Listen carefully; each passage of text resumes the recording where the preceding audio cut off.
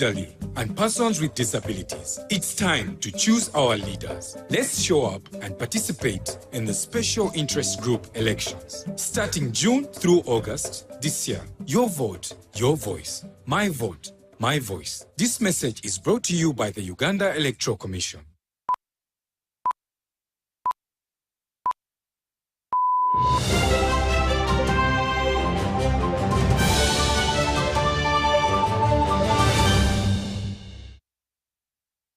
Hello there and welcome to News Tonight here on UBC TV. First though, let's have a look at our top stories.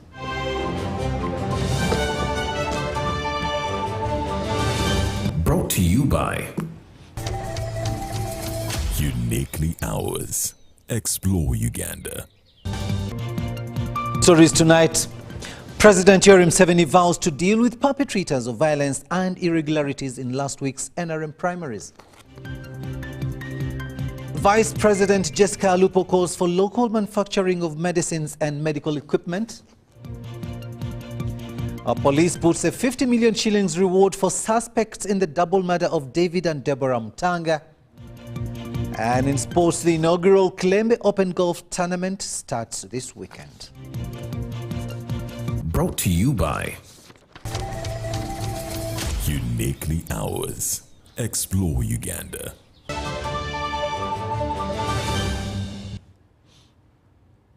Hello there and welcome once again. We're coming to you live, online and on air from Broadcasting House here on Nile Avenue. In sign language, it is Senyomo Yusuf and I am Rukidi Edward Kijanangoma. Now, President Yoweri Museveni has confirmed that so far 8 people linked to the NRM primary election violence last week have been arrested. Responding to a section of concerns raised by members of the general public, the president insisted that no stone will be left unturned. Members, the other Ugandans, especially the Bazukulu, greetings. Thanks for responding to my message of yesterday regarding the kutokoza or polluting the NRM primaries by self-seekers that do not care about the reputation and the glorious heritage of the NRM, NRA, and FRONASA. This is a heritage of martyrs and heroes, not self-seekers who would at the cost of their lives assault machine guns of the enemy. They want to shoot. They want to shoot. They want to shoot us. I want to assure you that the state agencies of Uganda have started the necessary anti-crime actions against the self-seekers.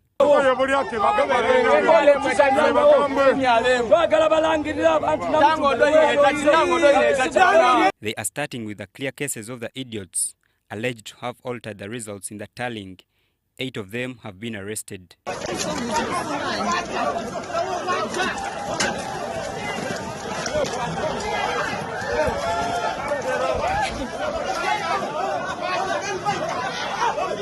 They are from Mayuge, Buyende, Kapchora, Padel, Oyam, Rampara, Karenga, and Imbarara.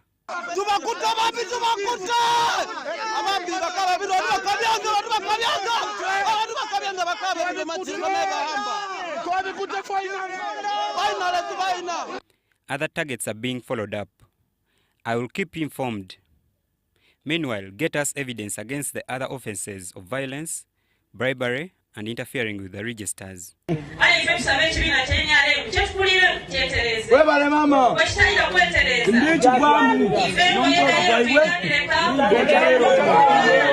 have constituted a committee of powerful lawyers to handle the petitions. We shall clean up the NRM as we also defend the wider interest of all Ugandans. Thank you. Signed, Yoweri Kaguta Museveni, Sabalwanyi. That was the statement by President Yoweri Museveni, and of course talking about the irregularities in the just concluded NRM primaries. Now, the Vice President of Uganda, Jessica Alupo, has called for enhanced local manufacturing of medicines and medical equipment to improve timely access of service delivery. She was addressing the first Triple Elimination Africa Conference 2025 at Mukono. Has registered progress in the fight against HIV, with new prevention numbers rising and AIDS-related deaths reducing over the years. Reduction in new HIV infections from 100,000 in 2004 to 37,000 in 2024. Second, a drop in AIDS-related death from 87,000 to 20,000 in the same period. As Uganda marches towards its 2030 target to eliminate HIV/AIDS, hepatitis B and syphilis, the country has launched the Triple Elimination Strategy, a first of its kind on the African continent. Today's theme is timely. The co-infection of HIV, syphilis, and hepatitis B presents a significant and interconnected public health challenge that demands a united front. Africa faces a major burden of these three infections, which can be transmitted in similar ways. At the official launch of the Triple Elimination Africa Conference 2025 in Mukono, the Vice President, Major Retired Jessica Alupo, emphasized the need to invest in local pharmaceutical production. We do more together by strengthening local manufacturing of vaccines, test kits, and essential medicines to improve timely access. The Minister for Health, Dr. Jane Ruth Acheng, hailed the improved care and integrated services for the country's success in managing HIV. Ministry of Health has successfully scaled up the implementation of integrated maternal, neonatal, and child health at primary health care facilities. The country sustained HIV testing and maternal ART coverage above 95%, respectively. The Triple Elimination Strategy will streamline efforts, reduce new infections, and eradicate the three major public health threats by 2030. Chris Buyondo, Irene Faith Nantongo for UBC.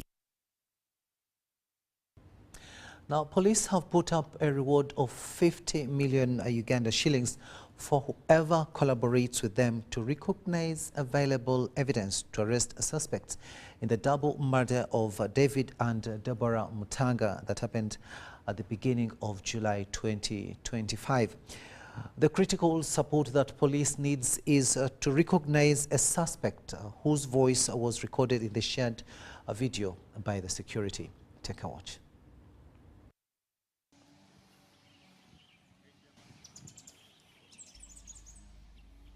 The police shared video has unclear images of a man's voice, which police seeks to attach to the person. We suffer. You children have studied. Me, I'm not studying. I'm at home suffering. Now go to hospital. Go to hospital. Oh, I come in here. And I'm watching. I feel something. Wait! Matuka! Come and help your husband. Your husband is here, guys. Security has put up a reward of 50 million Uganda shillings for any person with capacity to recognize the owner of this voice in the video. We urge anybody who recognizes this voice to come out and help identify the individual. We know that through a community initiative, we can easily zero on this suspect. Now, the other thing is the award or the reward. 50 million shillings cash. The moment you lead us to the suspect or you deliver him, 50 million cash. David and Deborah Mutanga were murdered on 9th July 2025 in their residence in Nachuogo Entebbe municipality, and police is leveraging CCTV evidence retrieved to facilitate further investigations. If we had any additional voice, we would play it. But that is precisely what we, in our preliminary investigations, we have found necessary to share with the public so that we get public feedback and participation in the apprehension of the suspect. Meanwhile, police have arrested 5 suspects in connection to the murder of an employee of the NGO Compassion International, Geoffrey Wanyengere, who was murdered last month in Mukono. The two were attacked by a group of persons who were dressed in military camouflage attire. Godfrey was murdered and his body was dumped in Namlira village in Mukono. Among the suspects include a UPDF deserter and a police corporal. Security recovered a semi-rifle during the arrest operations. So far, we have 5 suspects who have been arrested during these operations. And we have recovered 1 semi-automatic rifle along with military and police uniforms. We have Sergeant Mwesige Mohammed, commonly known as Jetli. This is an army deserter. That one was arrested in Wandegea. There is also an army corporal, Mugabe Boban Aspa. Based on the police report, these suspects belong to a criminal gang targeting travelers and traders along the Mukono-Katosi Road. Komagum Rogers and Abdul Nasir Luwama for UBC. The Assistant Commissioner for Maritime Affairs at the Ministry of Works and Transport, Charles Refugee, has ordered arrest of marine officials who allow boats to operate without being inspected. Refugee says that over 3,000 people die annually due to water-related incidents, often caused by poor maintenance. As Uganda marks World Drowning Prevention Day, the Ministry of Works and Transport is urging citizens to be cautious while in the water. According to statistics, nearly 3,000 people drown annually due to water-related issues. Small-scale cases have accumulated to the statistics. You've been told that annually we lose close to, or even more, 3,000 people every year, which are very alarming figures. Emmanuel Balinda, the manager at Reach a Hand Initiative, attributes this to limited awareness about the causes and dangers of drowning, poor handling of boats, and reluctance to use life jackets. Partners are working on this, but we don't have it well structured so far. The weather forecast systems that we have on ground, but then also the dissemination of this information is not yet to the level that we would want it to be. So we are working with our partners, and our partners are working on this to ensure that this is also gotten out of the way and structures are in place to have this done. However, to address this, the Ministry of Transport, in collaboration with other stakeholders, came up with alternative measures, including having awareness campaign, education of citizens on drowning prevention, and measures including swimming skills. We are working with our partners, and of course with the lead of the Ministry of Works. We have a technical working group which is developing the survival swimming program guide. The first project, Enhancing Fisherfolk Safety, is focusing on those 2 areas, developing flotation devices that can be produced locally, as well as developing weather information systems that can channel weather information very accurately and in a timely manner to the fishing communities that we are serving. They emphasize that with such trainings, every child will be able to swim 25 to 30 meters without difficulty, float on water for 30 seconds, and make a U-turn of 360 degrees while in water, which reduces drowning cases. The ministry also plans to establish search and rescue teams, deploy boats on lakes, as well as introduce a toll-free code in all lakes as ways of communication in cases of emergency. This strategic plan is going to help us to see how resources can be mobilized to support the various interventions, as you have heard. Launched under the theme Drowning Prevention, the initiative emphasizes the need to train children to meet their goal of reducing drowning incidents by 25% by 2027. The organization plans to reach out to the districts of Mayuge, Masaka, Chotera, Serere, Soroti, Rakai, among others. Charity Marion Imnat and Kenneth Tanaba for UBC News. The chairman, NRM Electoral Commission, Dr. Tanga Odoi, has said that conducting NRM primaries will conclude this week. Elections are still going on in Kisoro, Rwenzori sub-region and Sebe sub-region. He added that petitions are being received from candidates that have complaints over the declared results. So far, 90 petitions have been received.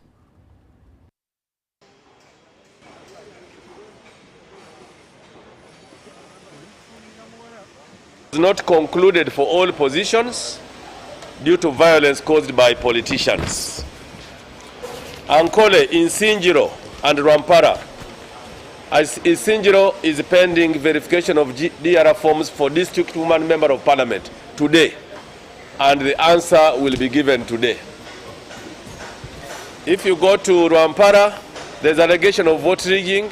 That one is being investigated.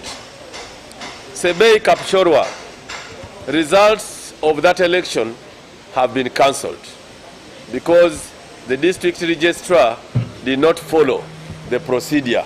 Kakumiro, we had one constituency, Bugangaizi East or something, South.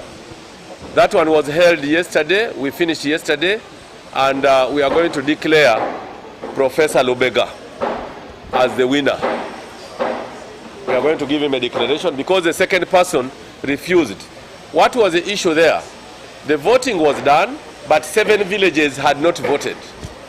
So we had been advised to go and vote in the 7 villages. The second runner-up has refused, that he cannot waste money for 7 villages. With him, he will go independent. That's Honorable Tumwesije. That excitement is that declared, means we have done 95%. Kigezi, Kisoro, Bufumira South, they are voting 7 villages on Wednesday. Teso, violence disrupted tallying in Serere and Pingere constituency, but we shall handle that. Greater Massacre, results were contested in one sub-county. Alteration of results, voter bribery, politics of tribe, politics of religion. In some areas, election materials arrived late because of late release of funds, interference by the candidates, voters missing in the register, we had that problem, and of course, failure to pay and effectively monitor joint campaigns also generated violence. If we had managed joint campaigns properly, the violence would not have gone into election. Tanga Odoi ending that story there. The Minister of State for Works and Transport, also a Muria County Member of Parliament, Musa Francis Echeru, has decried electoral irregularities in the just concluded NRM primary MP elections where he lost to Samuel Ediao. Echeru said the process violated party guidelines, especially the misuse of the NRM Yellow Book. Official results showed Ediau with 29,352 votes and Echeru with 19,977 votes. The teams are still on the ground. The mobilizers must continue doing their mobilization for the party, for the president who is our flag bearer. Mobilization is going on, and we will not disengage our teams until we are advised otherwise. So basically the position is that the mobilization is continuing. The position is also that I am consulting very keenly. I'm consulting my leaders so that they will advise me on the next course of action. The election results, in my opinion, were mad. The whole process was mad by irregularities that may not need to be really endorsed. That will really come out after I consult adequately. I can just give one case. In the town council of Amuria, there is a place called Aojaingur. Aojaingur town council, the total number of voters is supposed to be 290. That's what I was told, 290. But it is believed that over 300 votes were cast there. I think by it should have been, they say about 40 or 50, and then the rest went to my comrade Sam Ediao. So more votes than the number of people who are supposed to have participated in voting. That's just one case. There are sub-counties where they would tell the electorate that, sit down, the people sit, and then they check, they say now here, you give the minister 40 votes and then give the other one 350. Just write it like that, and they fill the forms and then go.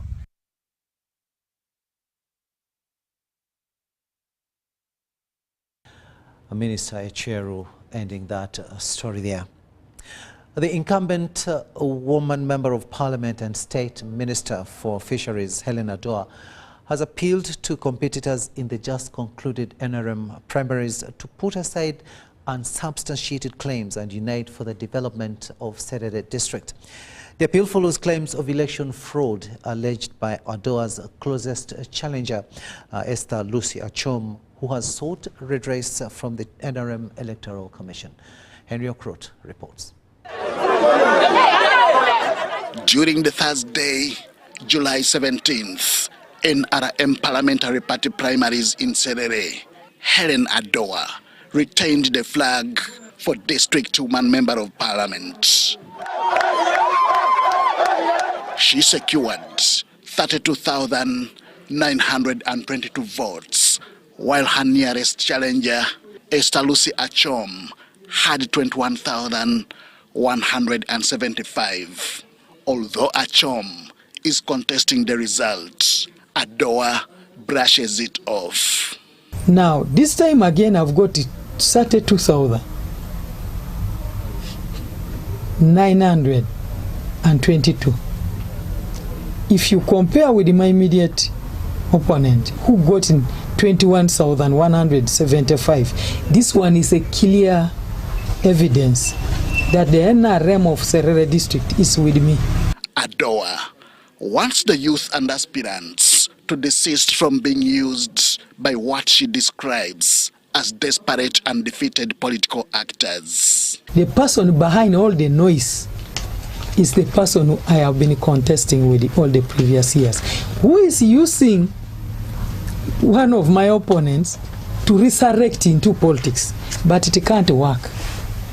Let her go, pick nomination papers and come and face me, but not to hide through some children contesting to resurrect it. It can't work.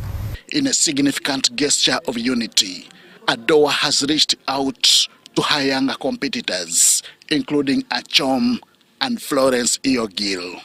She urges them to abandon baseless claims and support her leadership. She's my daughter, she's my young sister. Let her come and support me. After supporting me, we move together, build NRM, and then in the future, I come and support her and say, please, I think you can also go. But coming as independent to fight Adoa with opposition votes, it is going to be more dangerous. Currently, under the NRM principle, maintaining party cohesion is vital as Serere and other areas head towards the 2026 general elections. Henry Okrut, UBC. The importance of party cohesion coming out very strongly in that story there. Thank you so much, Henry Okrut. From Serere, let's cross to Kasese, where NRM supporters in Kasese district staged a peaceful demonstration expressing dissatisfaction with the outcome of the recently concluded Woman Member of Parliament NRM primary elections.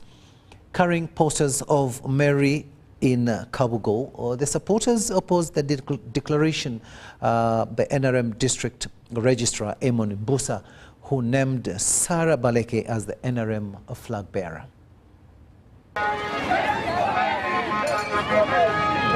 Supporters alleged that Kabugo was overwhelmingly voted for, but were dismayed by Baleke's announcement as winner, calling for a recount and free elections. We need what we call vote recount. Kwa declaration forms weziri.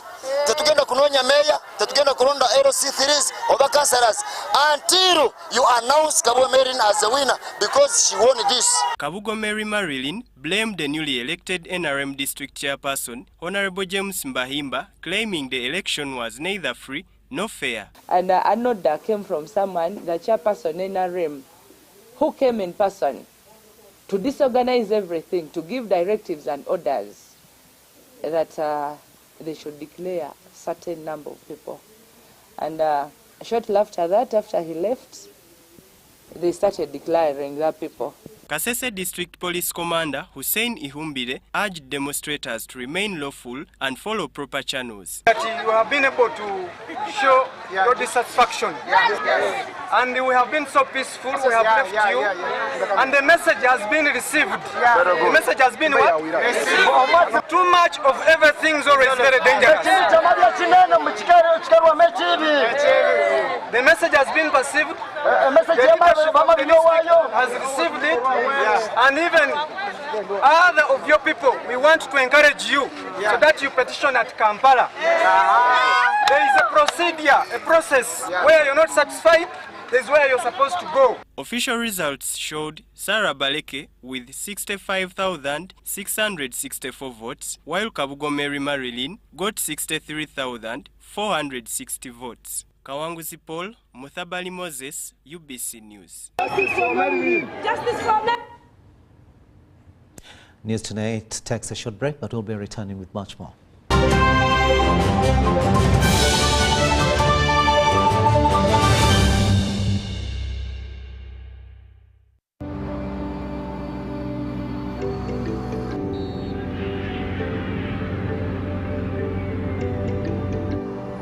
Abeka baratuzi awarunji nafe tujja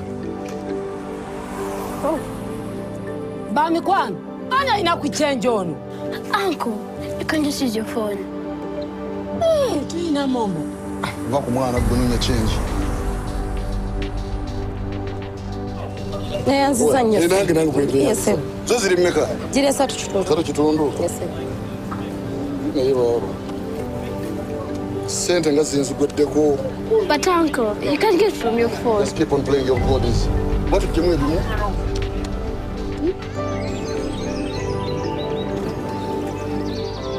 Mweba rutegeka nze no bora bankoye kuva ku macha ndi mu shopping. Juma jangu yambe ku munno muti kule ebintu. Muri mutya?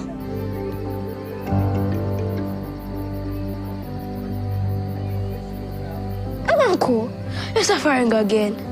Can you can put it on your phone and make money?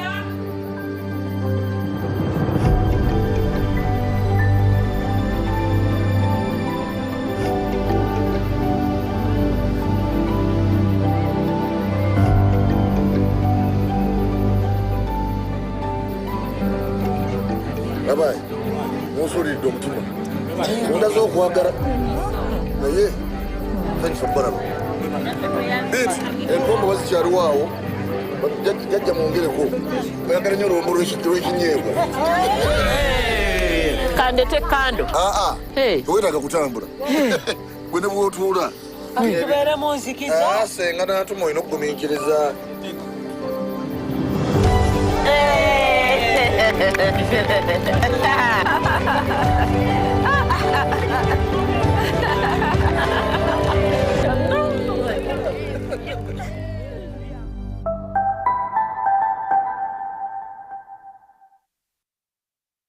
You thought that on your wallet.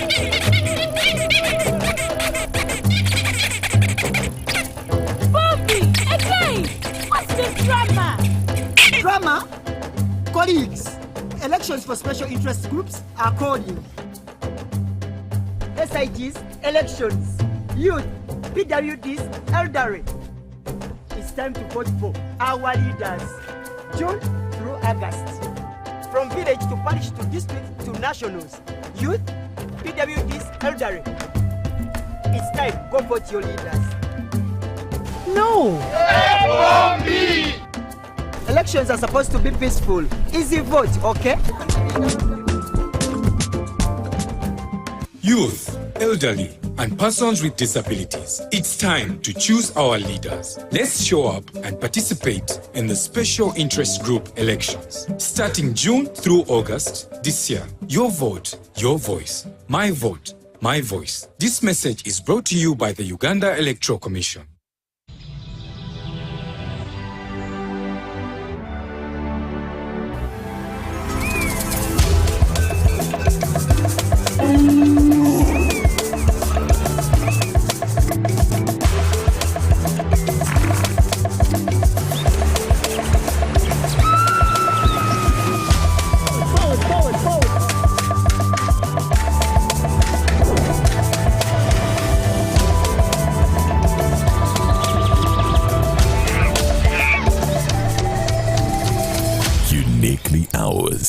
Explore Uganda.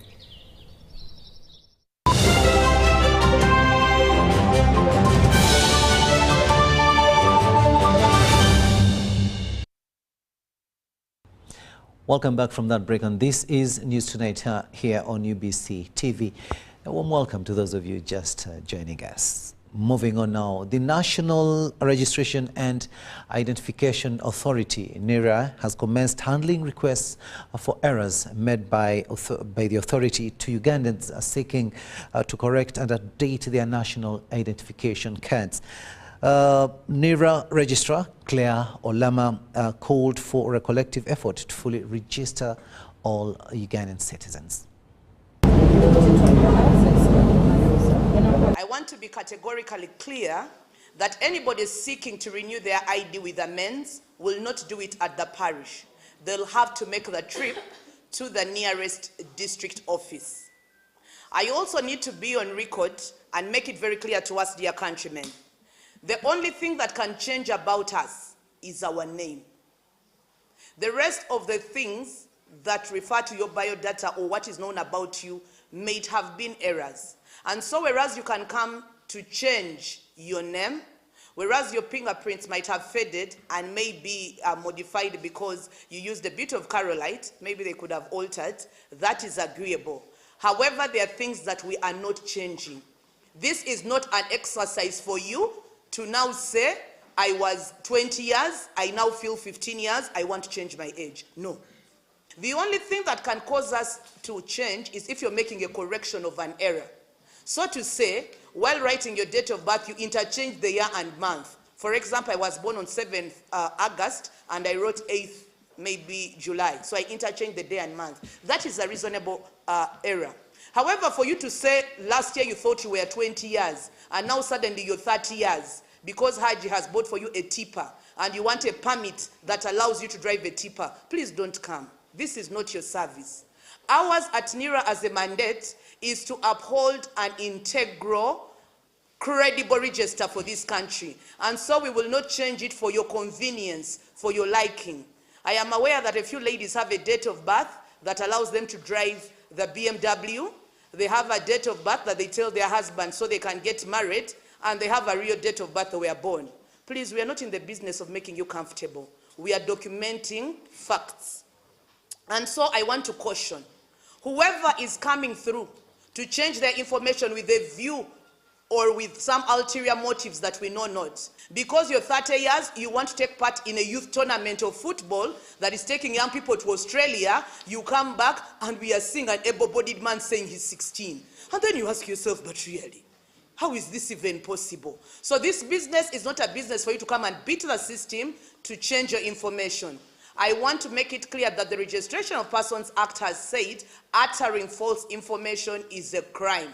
So if you change that and we discover that you did that, you're liable or susceptible to paying a fine, imprisonment, or both.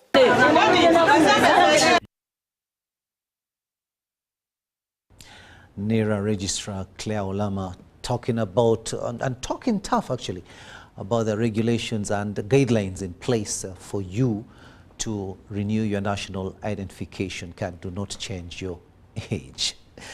Now, matters pertaining to the health sector, and the Commissioner for Clinical Services at the Ministry of Health, Dr. Ronnie Bahatunjire, has announced that the Uganda Human Organ Donation and Transplant Council will be established and become operational within the current financial year. Dr. Bahatunjire, who was briefing the media on the progress made during a medical camp on kidney transplants. Mulago National Referral Hospital has so far conducted 4 successful kidney transplants with a target of reaching 12 transplants by the end of 2025-2026 financial year. Among those who successfully underwent transplants are a 16-year-old girl and her 24-year-old donor, a 57-year-old man with a 43-year-old donor, a 23-year-old patient with their 43-year-old donor, and a 24-year-old recipient whose donor was 26 years old. The Commissioner for Clinical Services at the Ministry of Health, Dr. Batuhingire, says Uganda has conducted 9 kidney transplants and the first was carried out in 2023. Over 400 patients are on the waiting list. The gap that we had was operationalization because of budget. And we have been given commitment by the Minister of Finance this year that we will be supported to operationalize the council. And that should be able to let all the other players that have expressed desire and readiness to conduct any form of transplant surgeries in the country. The Executive Director of Mulago National Referral Hospital, Dr. Rosemary Byanyima, told the media the facility will roll out one patient, one attendant policy to enhance patient privacy and security. We require that the attendant deposits a photocopy of a national ID or other documents like a driving permit or a photocopy of the passport. This will help us to track the issuance of the attendant's card, and this will be returned when you're being discharged. And we request that you cooperate because we invest money in making these cards. Mulago's top management also disclosed plans to introduce a deceased organ donation program by 2029 to utilize organs from the deceased persons. Currently, kidney transplants at Mulago National Referral Hospital are conducted free of charge for Ugandan nationals. The key requirement is presentation of a valid national ID. The deceased donors are many more than you can even think about. There are many more kidneys that you can get from the deceased donors. We need to begin this conversation. Very controversial, very scary, but as a surgeon, I teach them don't mind involving ourselves in difficult conversation. There are kidneys out there that are going down into graves which will save lives, including the very people who are buying this person. They bury you with your kidney. It's unfortunate because that kidney will save the same person who is burying you. But have this conversation and begin harvesting organs from people who have consented. Our 16-year-old, for example, had severe malaria. This is one of the common causes of kidney failure. So we have a lot of people who are potentially going to need kidney transplants. But transplants have to be looked after very well, and the process of transplant is costly. So you have to make sure that you look after your kidneys very well to make sure you don't get to this stage. Health experts say out of every 10 patients referred abroad, 4 require kidney transplants, representing 40% of all referrals. Zahra Abigaba, UBC News. As Uganda marks the Refugee Month, the Office of the President's Diaspora Affairs organized a marathon with East African Affairs Minister Rebecca Kadaga as the chief runner. Participants shared emotional migration stories, expressing grief, resilience, and hope through their stories. This image illustrates the turmoil that erupted in South Sudan in 2013 when civil war broke out between government forces and rebel troops primarily composed of the Nuweli ethnic group. Historically, this has been one of the most devastating conflicts, forcing massive numbers of South Sudanese to flee their country. At the height of the crisis, particularly around 2017, Uganda witnessed up to 3,000 refugees crossing the border daily, making it the largest refugee hosting nation in Africa at the time. The Office of the President on Diaspora Affairs, in collaboration with the Uganda Broadcasting Corporation, organized the Urban Refugee Marathon. The event was graced by the chief runner, the Minister of the East African Affairs and First Deputy Prime Minister. And, there have been complaints that refugees don't integrate, refugees are on their own, refugees are causing a high cost of living and so on. But this marathon brings them together with the Ugandan community to see that they are working together, living together and progressing together. They are away from home, but I think the Ugandans are saying, welcome, be part of us. Amidst our interactions, many refugees emphasized the push factors such as conflict, persecution, and political instability that forced them to flee their motherland in search of safety. Here in Uganda in 2012, due to M23 war, and we have to find ourselves here in Uganda to save our lives. By that time, I came with my one kid, the firstborn, who had 8 months. Today he's in P7. It wasn't easy to cope up with life here in Uganda, but I thank God because I found that Uganda, it is a peaceful country. And the Uganda Broadcasting Corporation highlighted the significance of the marathon, emphasizing its role in promoting solidarity, inclusion, and awareness of refugee experiences. We were approached by the office of the president as UBC to stand with them in this great event as they organize this marathon for the refugees. I'm Bantu Machawe Semambo.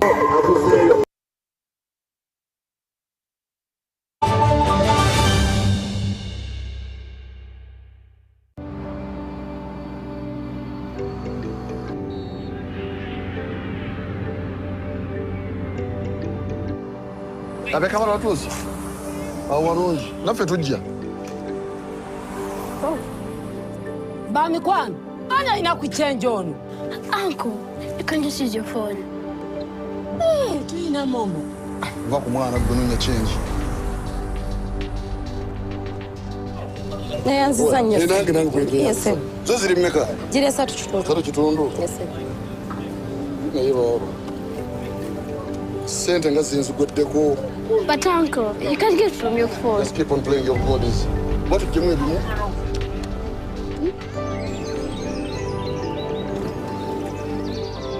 Mweba rutegeka nze no bola bankoye va kumacha ndi musopingi Juma jangu yambe ku munno muti kule ebintu muli mutya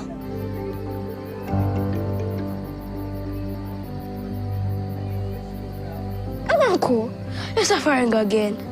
You can put it on your phone and make money.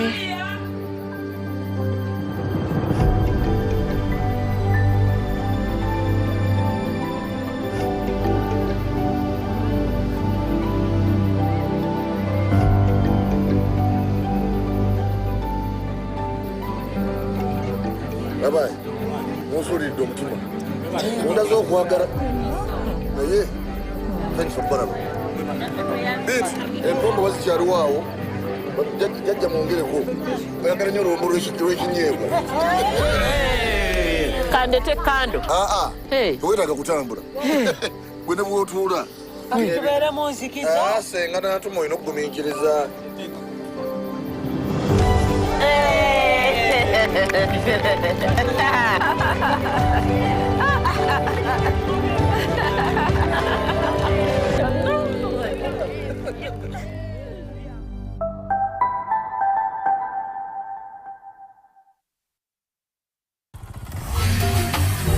Hello, Kampala, Uganda. In response to the national call of strengthening the traffic security, Good Products Group HGO brand has officially launched the Rider Selection Campaign. Registration is now open.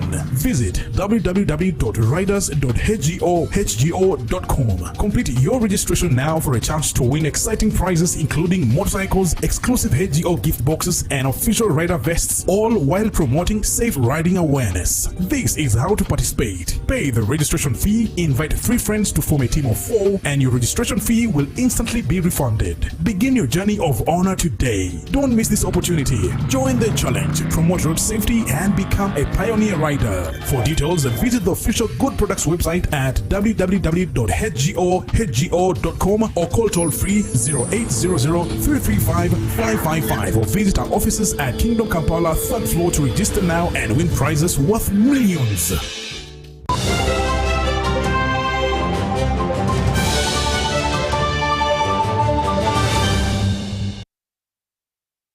Welcome back from that break, and this is News Tonight here on UBC TV. It's time now for us to have a look at the latest in business. Now, Mukono Agro-Processors Limited, an investment under Uganda Development Corporation, has signed a public-private partnership with the Ministry of Energy and Mineral Development and Nwaya District to scale up ethanol production. The initiative is expected to guarantee a market for 30,000 tons of cassava and grain annually. The public-private sector partnership initiative aligns with the recently launched Uganda Biofuels Blending Program aimed at reducing Uganda's dependence on imported fossil fuels by blending locally produced ethanol with petrol.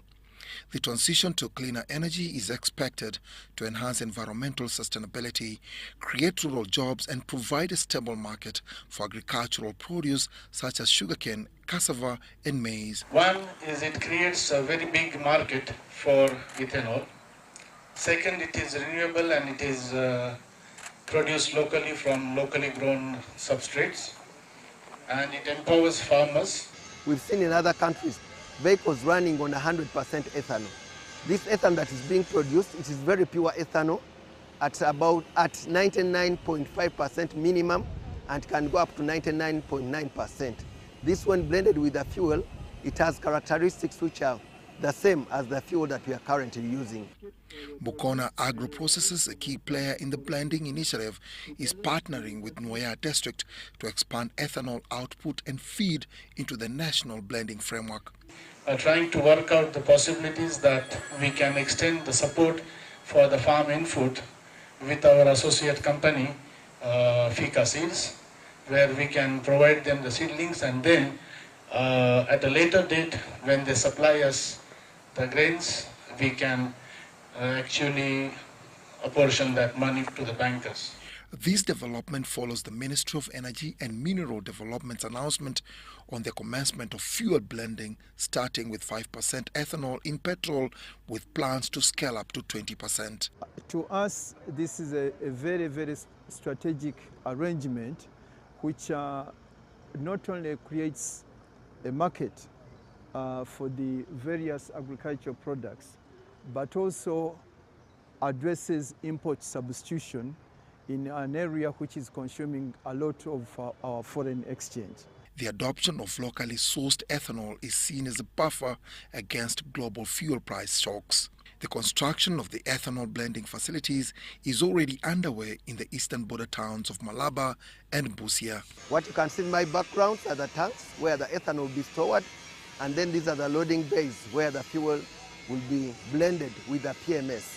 And then after that, the cars will proceed for the fuel marking program.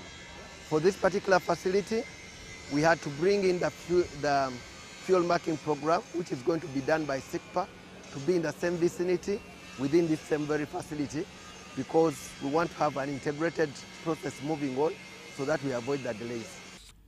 The ethanol program targets farmers in regions such as Teso, Acholi and Busoga, where cassava, sugarcane and maize are widely cultivated. Dennis Igoa for UBC.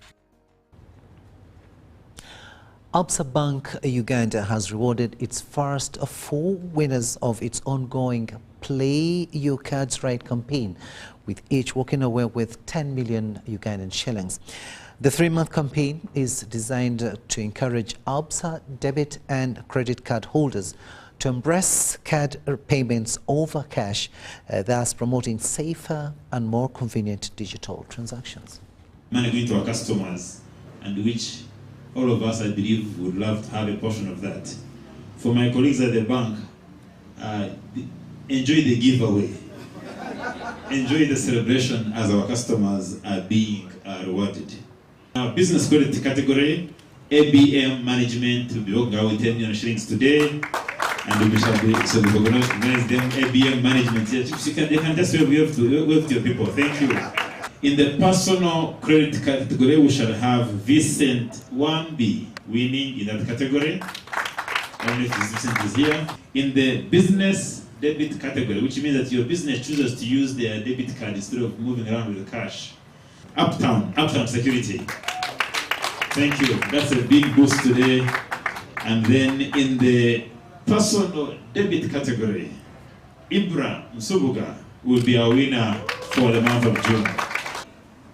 First of all, I would like to advise you people to don't always say that beer will take you anywhere. Because one of the major reasons that I'm standing here right now is because of beer. I normally swipe my card in the bar, truth be told. I normally support Absa Bank rewarding its loyal customers there. The Federation of Uganda Taxi Operators, UTOF, has called for responsible communication, urging the public to verify facts before spreading allegations. During a media briefing at their headquarters at Nalubwama Arcade here in Kampala, a member of UTOF, Sadat Semwanje, officially apologized and withdrew earlier accusations against the Federation. In April, Sadat Semwanje had demanded UTOF chairman Rashid Sechindi's resignation, citing lack of a constitution and unpaid workers. Take a watch. We appeal to whoever has anything that he thinks or thinks it doesn't go well, he can come and lodge it to us. I hereby withdraw all that I said, voted in the press conference held on the 7th of April 2025 at Kilembe against the Federation. I therefore apologize to, however, my hoteliers afforded more, especially the India taxi fraternity. It should be the chairperson to resign, giving him the constitution which he didn't know about.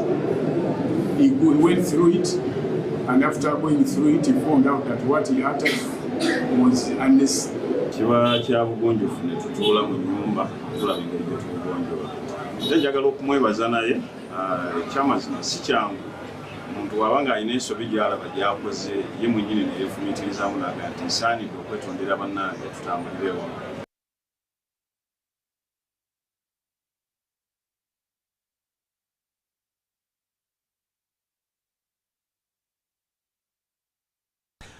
To matters pertaining to ICT now, and Tanzania-based telecom company Kilimanjaro Telecom has officially established operations in Uganda, marking a significant step toward strengthening regional digital connectivity.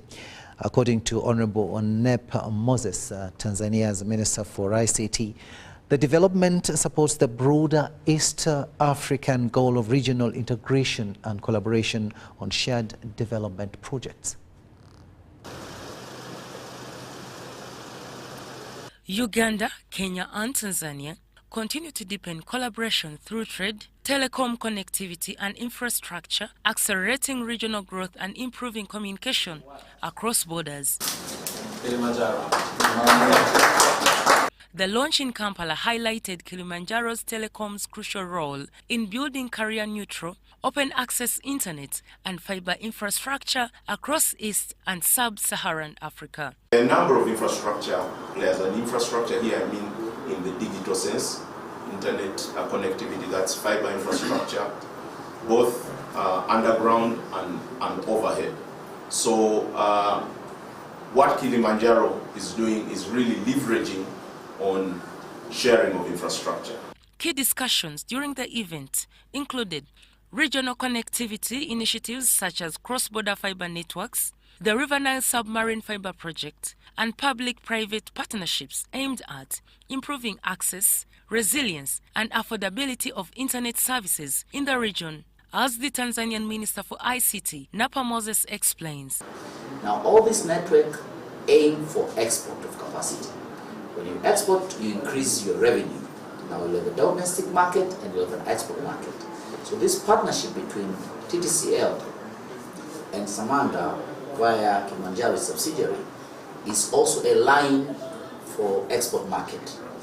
Alternatively, we could do it ourselves, but now TTCL has gone to a route to have a partner, which now we've come to visit. You see the data center, they've done a connection at Mukono. They are also thinking of doing further redundant connections so that to make the network stable. All this will open up TTCL capacity to Uganda market. The minister further noted that the launch comes at a time when the East African region is preparing to host the CHAN tournament and the Africa Cup of Nations, where strong internet infrastructure is vital for broadcasting and coordination. So it's my hope that our counterpart, and I'll meet my counterpart later this afternoon in Uganda, can also utilize TTCL high-speed internet, which now comes through Kilimanjaro, to also make sure that stadiums here, they have an access of high-speed internet. As my DG has already explained, that we are connected for free and sea cables in Dar es Salaam. Reporting for ABC TV, Helen Barbara, Gizam.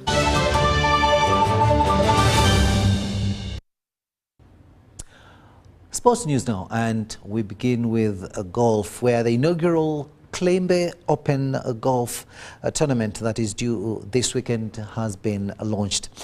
Corporate representative Kilembe Mines Golf Club, Martin Osembo, says the tournament will feature professionals, senior, juniors and gross players.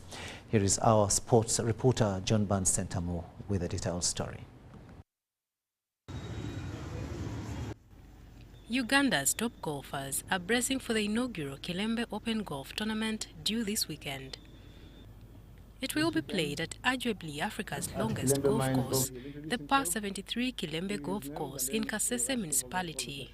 For your information, Kilembe Mines Golf Club was established in the 1950s and hosted the Uganda Golf Open in the 70s and 80s. The members of the media, you may or may not know that the Kilembe Mines Golf Course was once one of the most prestigious courses in East Africa. It still is. It was famed and still is famed for its length and doubting degree of difficulty, which provides an exciting challenge to all the golfers. The action will feature professionals, senior, juniors and gross players. Organizers promise to make it a worthy experience for the over 100 golfers with a Golf in the Wild themed 19th hole. This Kasese region has in the past produced excellent golfers with names like Happy Robert and Amon Wambale, the most pronounced. To gymnastics now, where Gymnastics Association Uganda has promised to build on the recent success from the third Baku Gym for All International Challenge in Azerbaijan. Take a watch.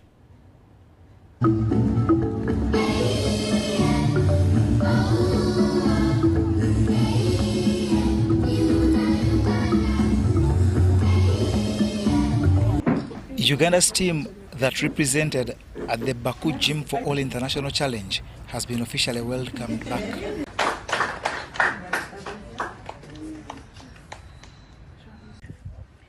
The players that won the team gold include Leah Mpaire, Abigail Tuhaire, Joram Samuel Kijambu, Parrot Ajiko and Shanice Nakaiwa. The competition was like easy but hard and also stressful. They took part in a genre of gymnastics that emphasized technical ability in acrobatics, tumbling and dance, and were superintended by Mustafa Iga. This has been the third international competition, and Uganda was invited to be part of this. And we were able to come back with a gold medal in the first category. Gymnastics Association Uganda President Harriet Aya believes the success should be a stepping stone for the future. It's a pleasure to see that our participants went to a country called Azerbaijan and they were able to come up with gold medals. We did not actually expect them to take this win in this challenge, but we were very surprised and very excited to come out with gold medals. So this event is going to be annual. And this was the first of its kind, and we hope that next year we will take more than the numbers that went today. We call upon partners, we call upon parents and children who want to come and join us, and then we can go for the same event next year and also win a gold medal in the Baku Gym for Life Challenge. This challenge attracted participation from countries like Mongolia and Georgia.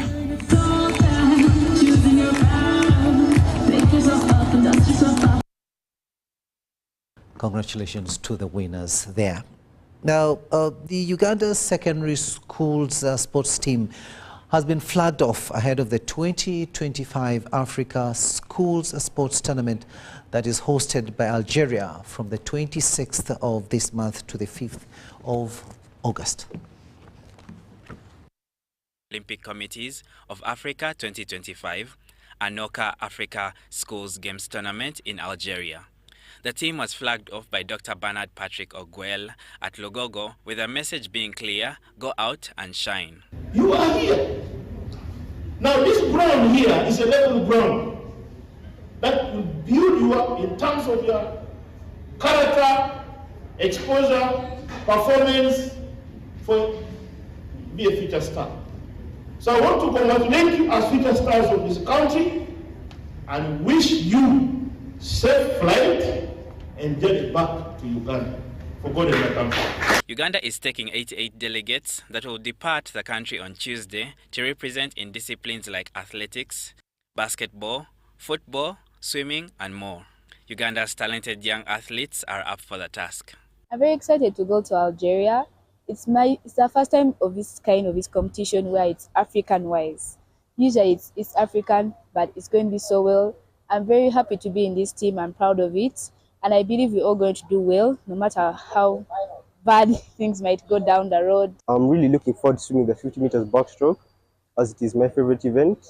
And I hope to make a new long course PB and represent the country well, as well as my other team that consists of 6 swimmers, inclusive of me. And we just hope to all do the best for the country and make new personal best. Thank you. From the 26th July to the 5th of August, over 3,000 athletes from 51 African countries will participate in the maiden Anoka competition for the top honors. Mashomiro Victor, UBC News. Cricket news now, and Uganda cricket cranes have continued their winning streak in the Pearl of Africa cricket tournament. Africa T20 series outplayed neighbours and rivals Kenya this evening and won by 28 runs, a third registered straight win for the side in the opening in the ongoing series in Entebbe. For the third time in a row, Uganda won the toss and elected to bat first. The side suffered early wickets and struggled to put on runs in the first overs, but the middle order of Raghav Dawani 41 runs, Robinson Obua 40 runs and Dineshi Nakrani 24 runs soldiered on through their innings to push the side to a total of 157 runs for 5 wickets.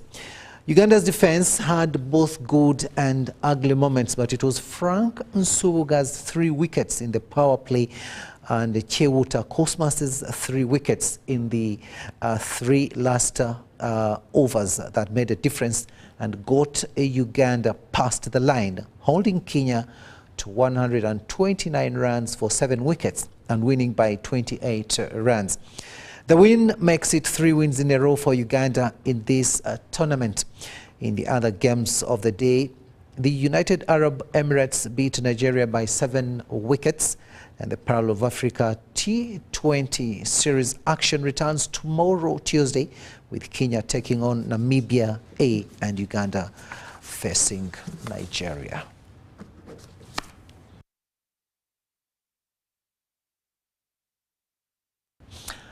And finally to football, and the Federation of Uganda Football Association's TV cap has completed 99% of its qualifier round at various venues across the country.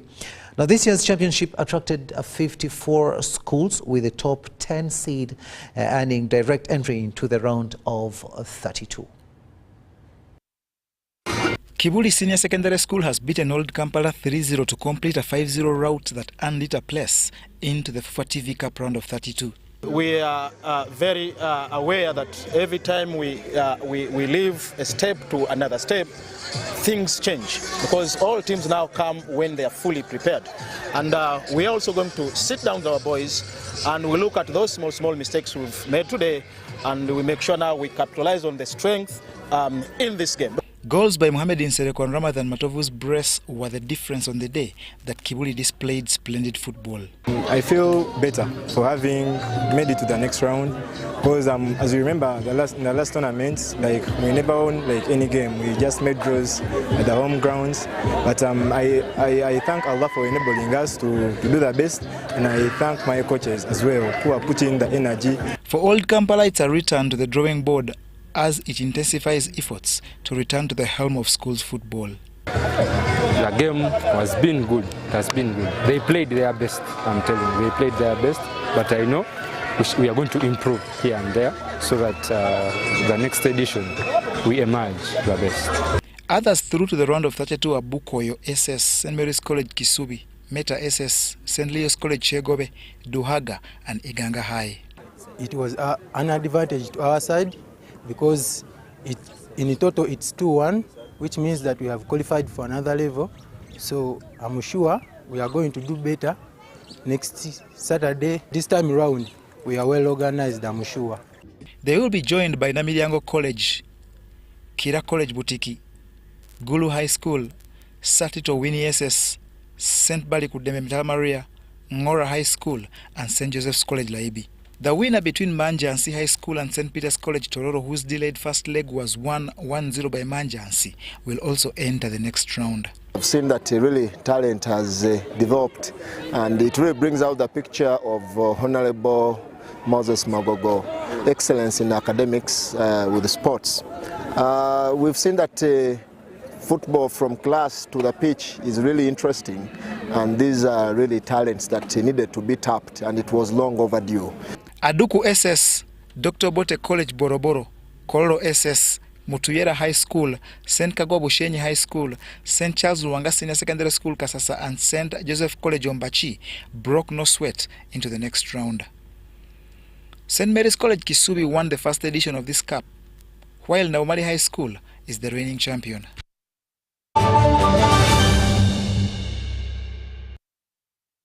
And that brings us to the end of this second and final edition of News Tonight here on UBC TV this Monday, the 21st day of July 2025. Thank you so much for having kept us company. On sign language, it was Senyomo Yusuf, and I am Rukidi Edward Kijanangoma, wishing you a blessed night.